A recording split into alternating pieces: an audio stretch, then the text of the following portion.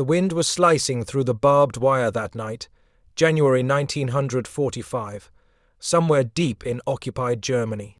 Floodlights cut across rows of shivering figures wrapped in torn Soviet uniforms.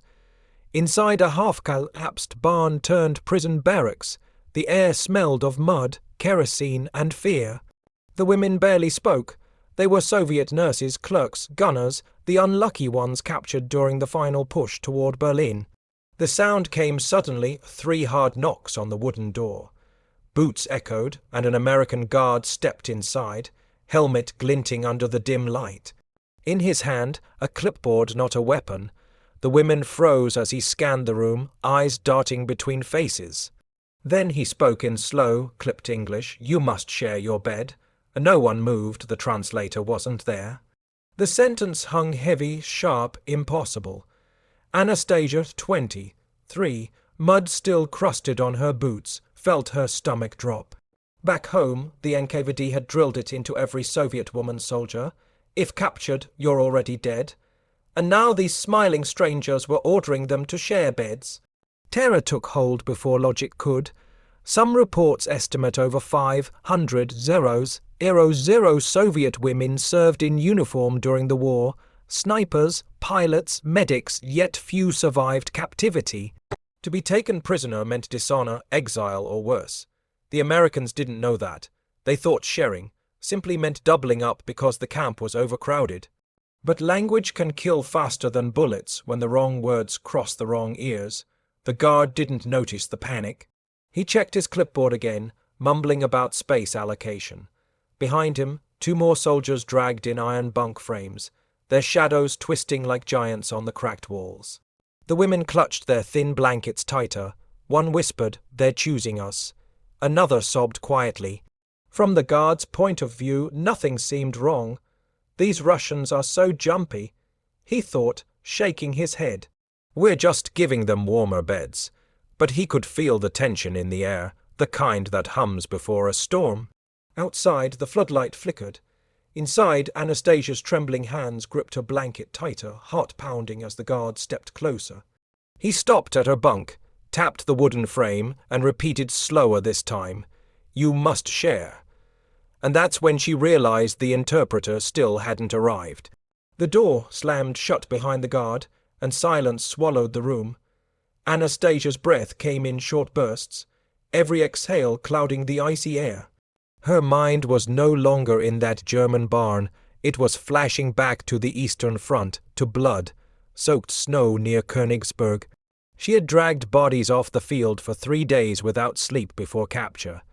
Now, under the flicker of an oil lamp, she wasn't a soldier anymore, just prey waiting for orders.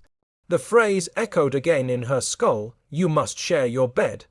The words replayed like a taunt. The NKVD's warning before deployment had been brutal and clear. Better die than be taken alive. For Soviet women, capture was a stain that never washed off. Back home, it meant interrogation, exile, or the Gulag, even if you survived enemy hands. Anastasia knew it, every woman in that barrack knew it. The fear wasn't of death, it was of what came after survival.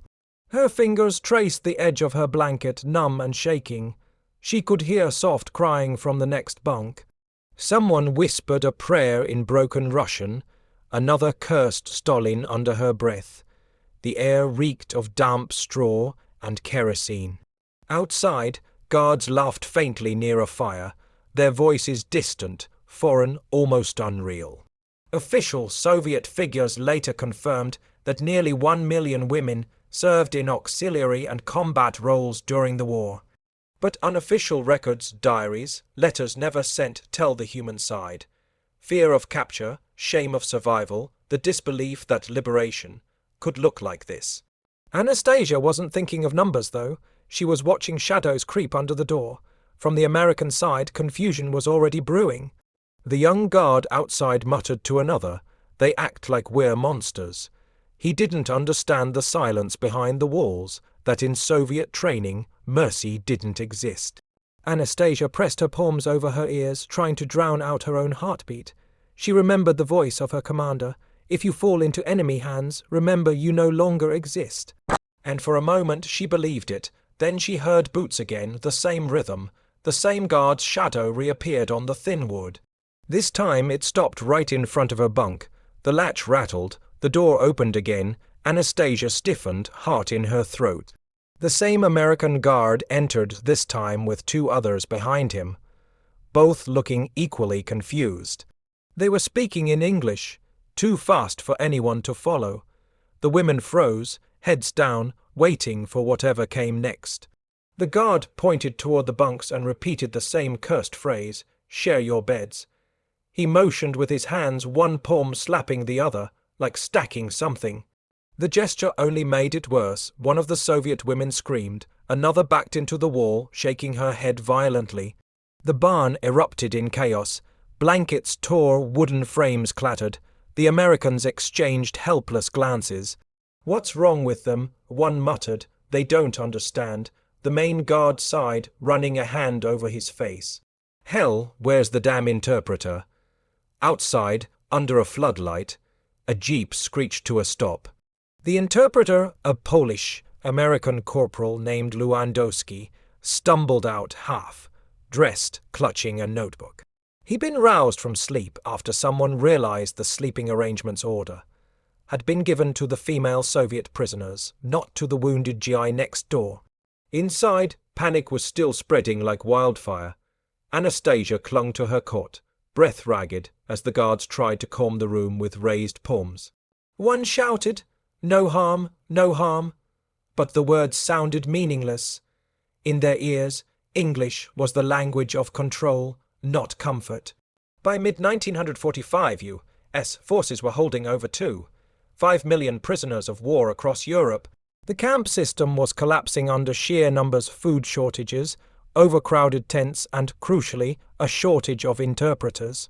Orders got scrambled daily. One wrong word could turn routine logistics into disaster. Lewandowski burst into the barn, gasping in Polish-accented English. "Stop, stop shouting." Then, switching to halting Russian, he shouted louder, "No, no touching, just two in one bed, too cold, too many people understand." The sound drained from the room. Women looked at each other, then at the guards. The meaning sank in, slowly, painfully. Anastasia's pulse began to steady. It wasn't what they thought. The Americans, realizing the horror they'd caused, looked shaken themselves. One whispered, "They really thought we—" He couldn't even finish. Lewandowski turned to the main guard, eyes hard. "You almost started a riot over grammar." Outside, the storm had finally stopped, but the air was thick with shame and disbelief. And then the interpreter noticed Anastasia's face, still wet with tears. For a few seconds, the only sound inside the barracks was the slow dripping of rain through the roof. The interpreter's words hung there, half-believed. "Too cold, too many people." He repeated in broken Russian, tapping one bunk, then holding up two fingers. It wasn't about control. It was about space, about survival. But fear doesn't dissolve easily. The women stared at the guards with wide, glassy eyes. Some still clutched their blankets like armor. A few had already started whispering that this was a trick, that the Americans were lying, softening them before something worse. Anastasia watched the main guard, the young one with the clipboard. His face looked different now. Not threatening, not smug, just confused. He said something to the interpreter, who translated softly. "They didn't mean to frighten you. We ran out of cots. You'll have to sleep two to a bed. That's all. That's all." 2 words that should have ended it, but the room remained still. The trauma was already done. For women who had spent years hearing that capture equaled doom, mercy itself felt suspicious. Even comfort could feel like danger. Outside, the logistics of war ground on more trucks, more prisoners, more confusion. Reports from the U.S. Army's European Command later revealed that over 40% of POW facilities were over capacity after Germany's surrender. Barracks meant for 80 often held 200. Straw ran out before spring. Some camps improvised with double bunks, or even barn floors lined with canvas. The Americans had been improvising, the Russians had been surviving. 2 different wars inside one wooden room. Anastasia slowly released her blanket. Her hands were trembling less now. She glanced at the guard again. He looked like a boy barely out of school, eyes darting nervously. Their gazes met for half a second, suspicion meeting pity. He gave a small nod, almost an apology. She didn't nod back, but she didn't turn away either. Lewandowski sighed, muttering in Polish, "Maybe next time they'll send translators first." He gestured for the guards to step out. As the men left, the floodlight outside flickered again, and Anastasia caught one last look at the young guard's face, tired, guilty, human. He'd be back the next night, same shift, same room, and she'd learn his name. The next night came colder, quieter. The rain had turned to sleet, hissing softly against the tin roof. When the door opened again, the same familiar sound of boots echoed, but this time the guard hesitated before stepping in. He removed his helmet, brushed melting snow from his sleeve, and offered a small, uncertain smile. His name tag read Miller. Private First Class. 20 years old, from Texas, though he never said it out loud. The interpreter wasn't with him tonight. He'd been sent to another camp. So Miller relied on gestures, nods, hand motions, the universal language of trying not to scare someone who already looks terrified. He looked around at the bunks, 2 women per frame, shoulders pressed tight, trying not to breathe too loud.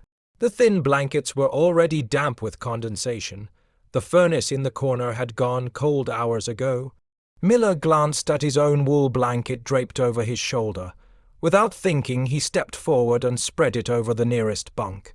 The women flinched. He froze, then raised both palms slowly in no threat. Anastasia watched, her eyes narrow, tracking every movement. Miller pointed to himself, then to the floor. "Me down," he said softly. He mimed lying down beside the furnace, then gestured to them. "You warm." One of the women whispered, "Why?" But he didn't understand.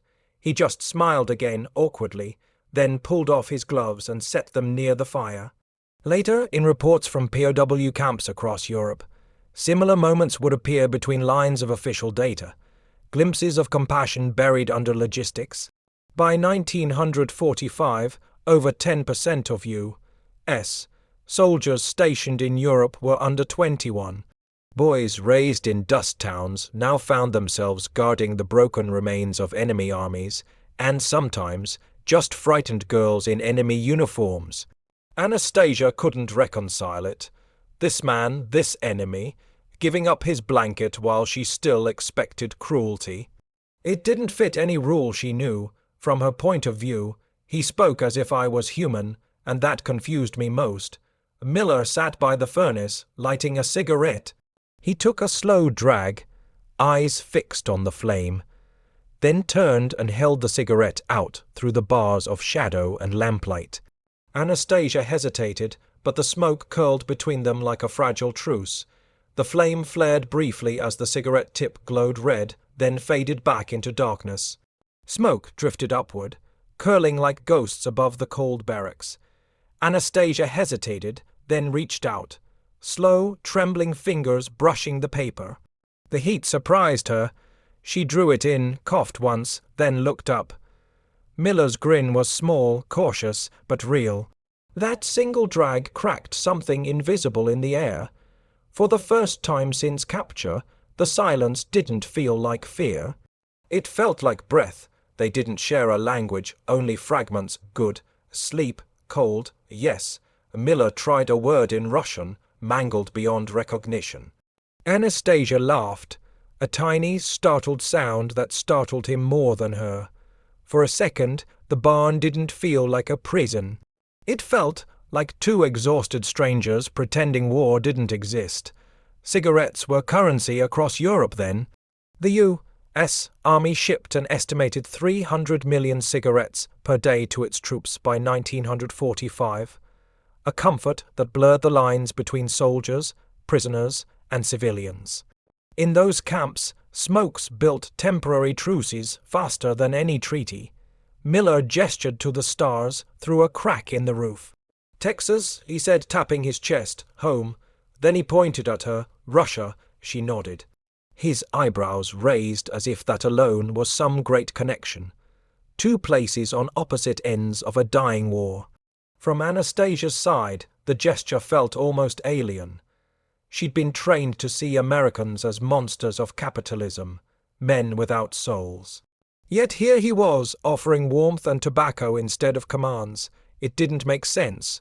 We learned his language 1 cigarette at a time. She would later write in a diary no one ever found. Outside, faint truck engines rumbled, more movements, more transfers.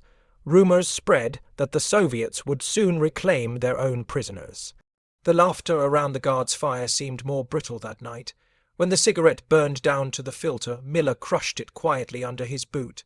He gave a short nod toward her bunk, a silent good night. Anastasia didn't reply. She just watched him step into the doorway, light glinting off his helmet. The faint sound of an engine revving carried through the night. Orders were coming. At dawn, the barracks filled with the sound of engines, diesel coughing through frost. Trucks lined up outside the wire, their exhaust mixing with the fog. The women woke to shouts in English and the metallic slam of tailgates. Anastasia sat up, heart pounding, before the words even reached her. She didn't need translation. She already knew. Transfer orders, someone whispered. The interpreter, back again, face drawn tight, stood in the doorway with a clipboard. Russian prisoners, he said, you go east, home. That last word, home, hit like a punch. Some women gasped, others shook their heads violently. They knew what awaited them in the east. For the Soviets, returning meant interrogation by the NKVD, suspicion of collaboration, and for many, exile to the Gulag. Over 2 million Soviet POW were repatriated by Allied forces after the war. Historians estimate nearly 1 in 3 were never seen again. Miller stood near the trucks, expression blank beneath his helmet. He'd been told it was good news that the Russian girls would be handed back to their people. But when the first woman screamed, he realized he'd misunderstood everything. Inside, Anastasia's chest tightened. Her hands were shaking again. The cigarette smell from last night lingered faintly on her coat, the only proof that kindness had ever happened here. Now that moment felt distant, fragile, almost impossible. The women began pleading with the interpreter, broken Russian and Polish tumbling over each other. Don't send us, please, they'll kill us. He just kept repeating, orders are orders. From Miller's point of view, it looked like panic without reason. From theirs, it was terror born from memory. The guards loaded names onto lists, called them out one by one. Every name echoed like a verdict. When they reached Anastasia's name, she didn't move. Her bunk creaked under her tightening grip. The interpreter frowned. Anastasia Volkov, move. She looked at Miller, the only American face she trusted, even a little. But he turned away, jaw clenched, pretending not to see her eyes. Outside, a truck door slammed shut. The next list began, and somewhere in the noise, Anastasia made a decision, one she hadn't dared to imagine before. The trucks kept rumbling, one after another, their engines drowning out the sound of muffled cries. Anastasia crouched behind her bunk, heart thundering. Her name had been called twice, maybe 3 times she'd lost count. Around her, the barrack was emptying fast. The air reeked of diesel and panic. Through the cracked wood, she saw Miller outside, checking manifests under a guard's flashlight. His breath came out in pale clouds. When the last group stepped forward, she slipped off her cot and crawled toward the rear wall, clutching her blanket like a talisman. There was a gap between the floorboards and the stacked crates near the supply door, small, dark, just enough to hide in. She pressed herself into the shadow, every muscle screaming to stay still. Boots stomped past, voices shouted. Then silence. Minutes stretched like hours. Then she heard his voice, low, careful. Anastasia? He was inside now, flashlight sweeping across the floor. He froze when the beam caught her eyes. For a moment, neither moved. Then he whispered, you can't stay here. She didn't understand the words, but she understood the tone, warning, not anger. She shook her head violently, pleading in broken English. No Russia, no go, please. Her hands trembled as she reached toward him. Miller stood still, jaw tightening.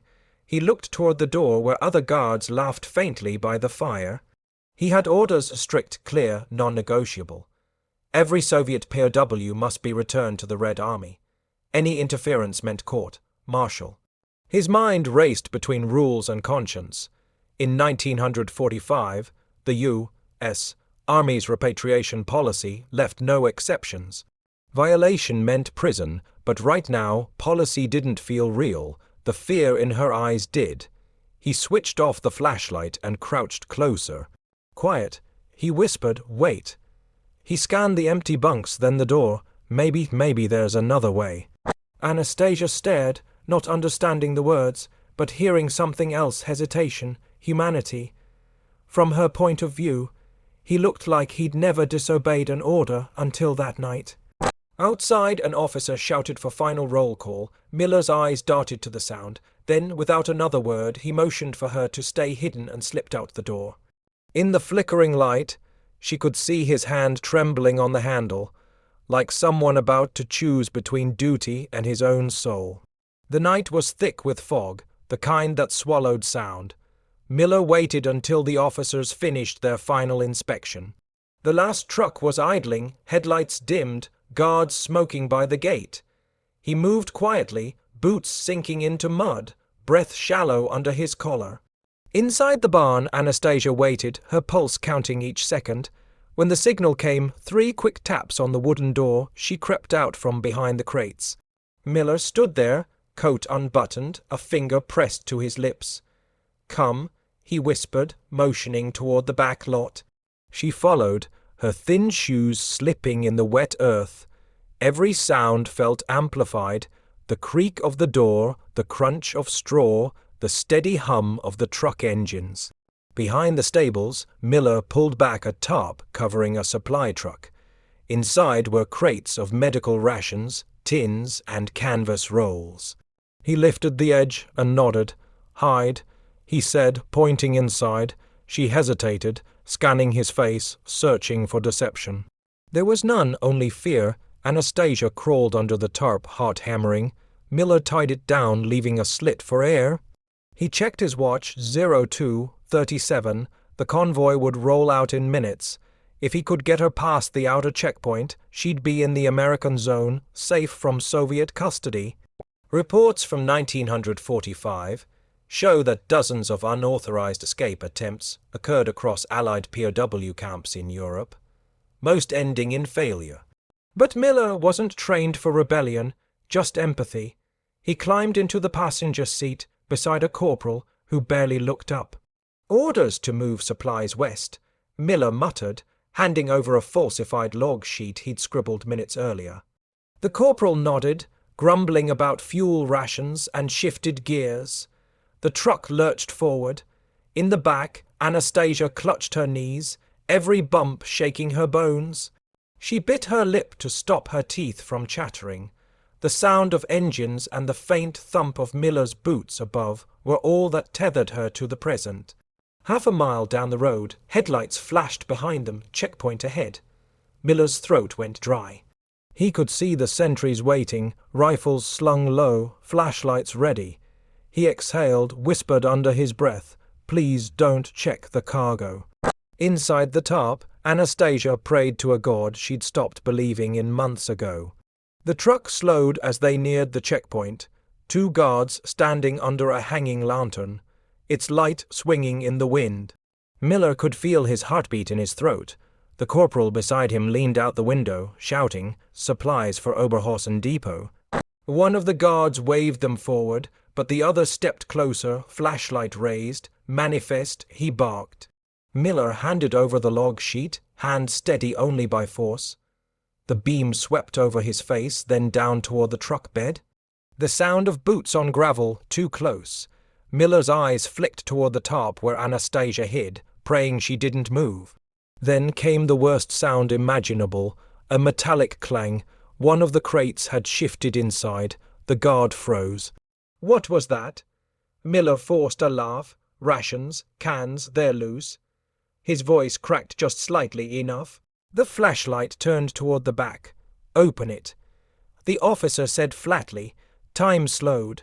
The corporal shrugged. jumped down and started pulling at the top ropes. Miller's mind raced. No more lies, no more delay. The flap lifted. There she was, Anastasia, crouched among ration crates, face pale as moonlight. The beam caught her eyes before she could duck.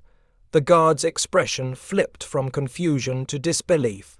"There's a prisoner in there," he shouted. Rifles came up instantly. Miller raised his hands, stepping between them and the truck. "Wait, wait," he yelled. The other guard barked, "Get out of the way, Private." In that frozen second, snow hissed against metal, and the whole world felt held together by breath. Miller looked back at Anastasia. She hadn't moved, hadn't even blinked. Then he did the only thing left, spread his arms wide and said quietly, "Don't shoot." For disobeying repatriation orders, the U.S.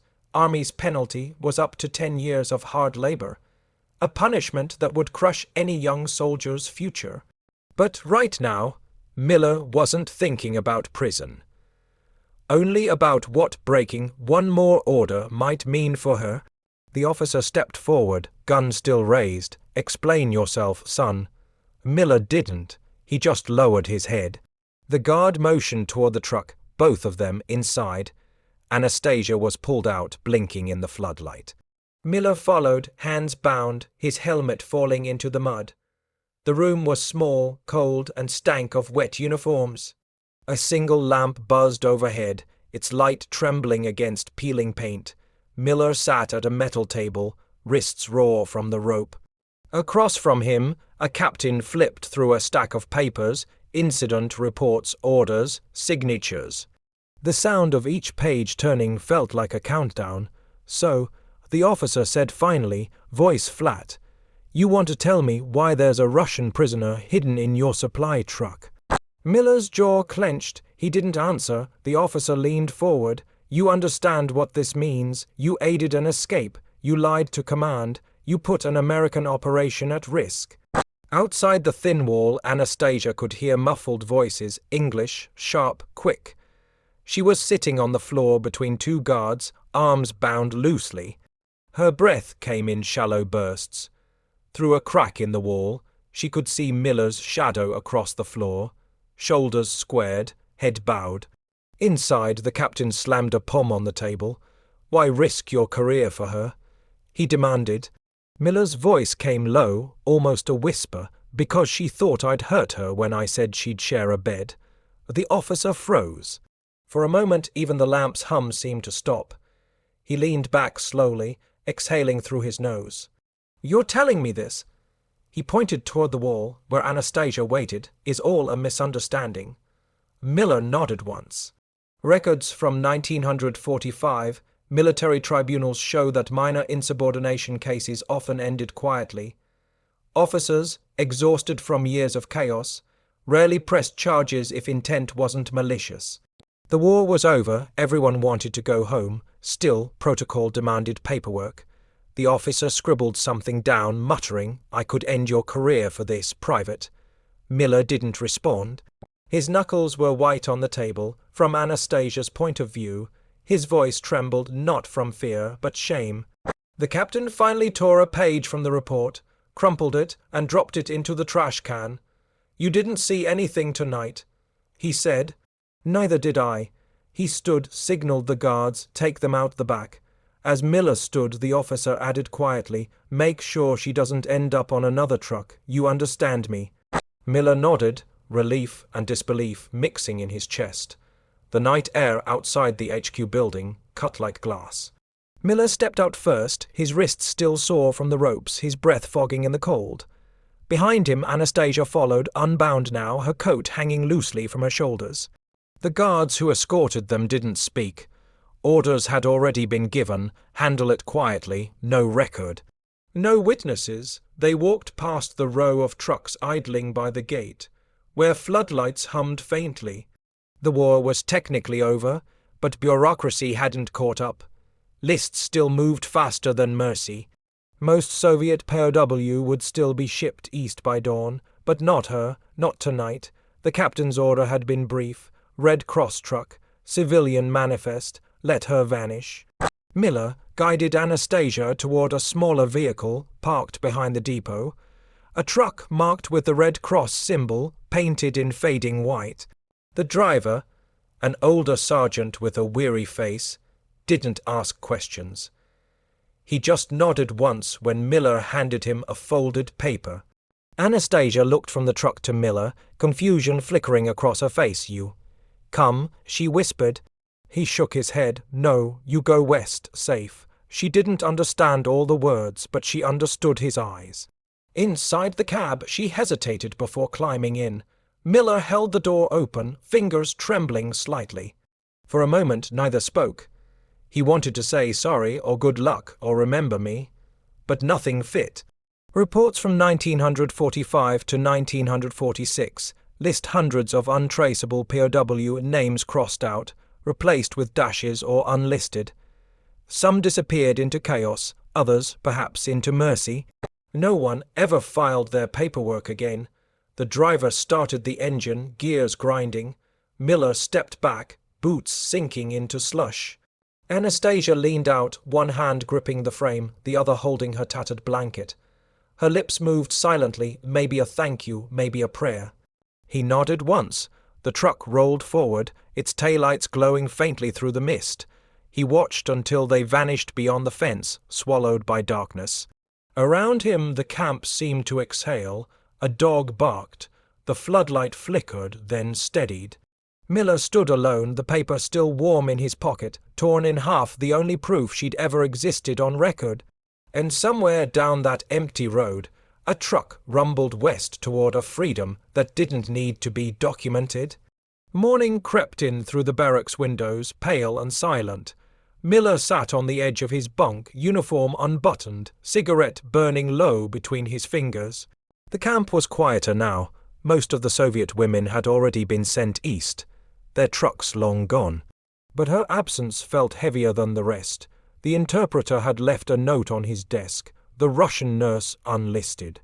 He opened his field notebook, flipping past scrawled duty rosters and supply tallies until a small rectangle of paper fell out.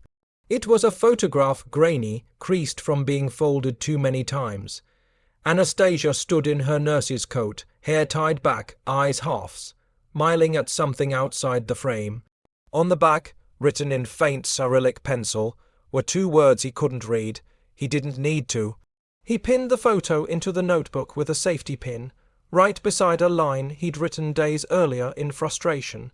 "You must share your bed."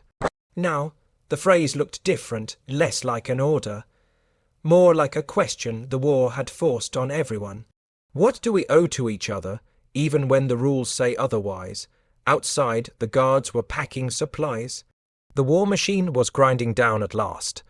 Over 8 million women had served in WWII across all nations, yet their stories rarely made it past the margins. No reports filed for the nurses who vanished.